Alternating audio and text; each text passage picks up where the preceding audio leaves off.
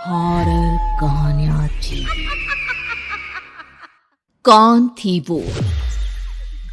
मैं 8 महीने की प्रेग्नेंट थी और अपनी डिलीवरी के लिए अपने मायके गई थी।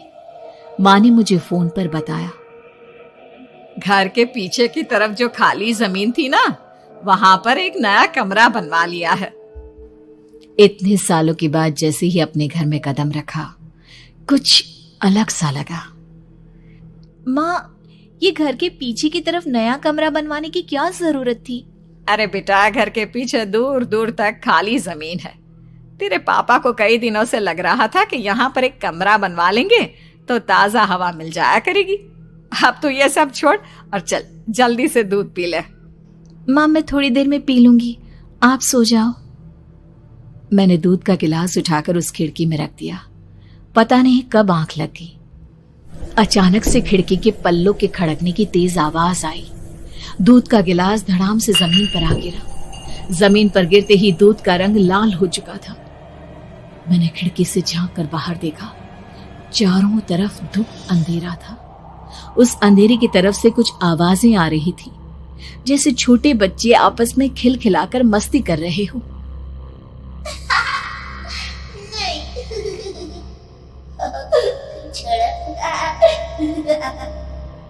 इतनी रात को इतने घनघोर अंधेरे में बच्चों की आवाज कैसे आ रही है? घड़ी में वक्त देखा तो ठीक 12 बजे थे। देखकर मैं सन्न रह गई। बुरी आत्माओं और भूतों की कई कहानियां मैं सुन चुकी थी। वक्त भी कुछ ऐसा ही था। ऊपर से मैं प्रेग्नेंट। सुना था कि ऐसे वक्त में अक्सर बुरी आत्माएं औरतों का पीछा करती है, तो क्या मेरे पीछे भी? पसीने से तरबतर बड़ी मुश्किल से, जैसे कांपते हाथों से मैंने उस खिड़की को बंद किया। जल्दी से जल्दी उस कमरे से बाहर निकलकर माँ के पास जाने के बारे में सोचा, लेकिन जैसे ही दरवाजे की तरफ पलटी, लगा कोई साया हवा की स्पीड से दरवाजे के सामने से गुजर गया। मेरे गले में अटक कर रह गई। मैं जोर से चीख कर माँ को बुलाना चाहती थी, लेकिन वो आवाज खुद मेरे कानों तक नहीं पहुंच पा रही थी। तो माँ तक कैसे पहुंचती? खिड़की के पल्ले एक बार फिर तेज हवा के झोंके से धड़ाम करके खुल गया और पूरी ताकत से मैं चीख पड़ी। जानती थी मेरी चीख की आवाज सुनकर कुछ ही सेकंड में माँ वहां पहुंच जाएगी, लेकिन ऐसा कुछ हुआ ही नहीं। मेरा कलेजा डर के मारे फटा जा रहा था। आखिर माँ ने मेरी आवाज क्यों नहीं सुनी? इतनी गहरी नींद में तो माँ कभी नहीं सोती।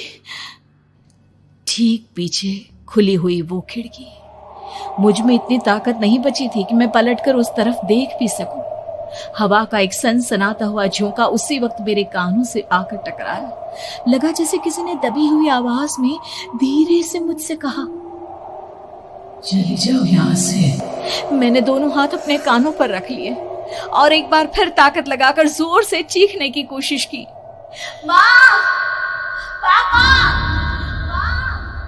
मेरी आवाज उस कमरे की दीवारों से टकराकर वापस मुझे ही सुनाई दे रही थी। जितनी ताकत के साथ मैंने चीखने की कोशिश की थी, कुछ ही देर बाद उससे कहीं ज्यादा तेज और दर्दनाक चीख मुझे सुनाई देने लगी। ये आवाज ठीक मेरे पीछे खिड़की से आ रही थी। वो आवाज मेरे कानों में पिघलते हुए लोहे की तरह गिर रही थी। उन आवाजों में हैवानियत थी।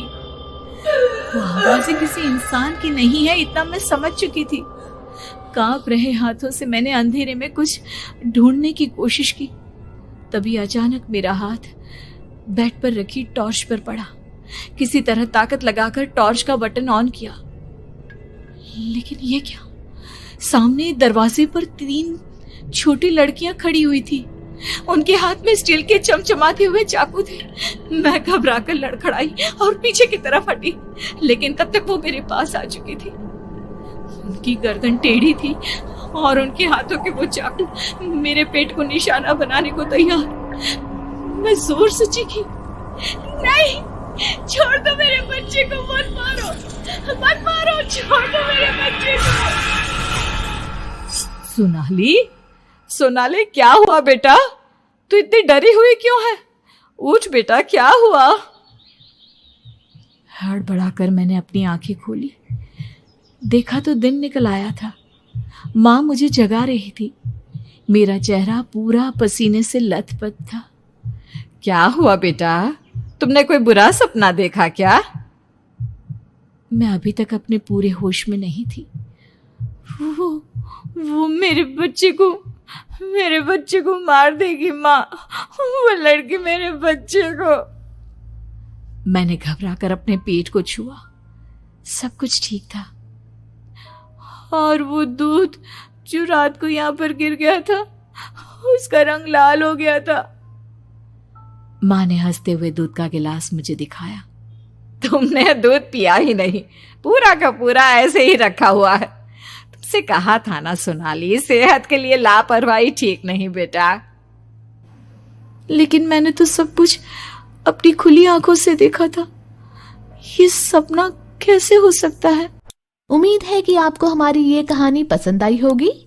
कृपया हमारे चैनल को सब्सक्राइब करें और सभी अपडेट्स के लिए बेल आइकन जरूर क्लिक करें। और हाँ, वीडियो लाइक और शेयर करना मत भूलिएगा। Bye bye.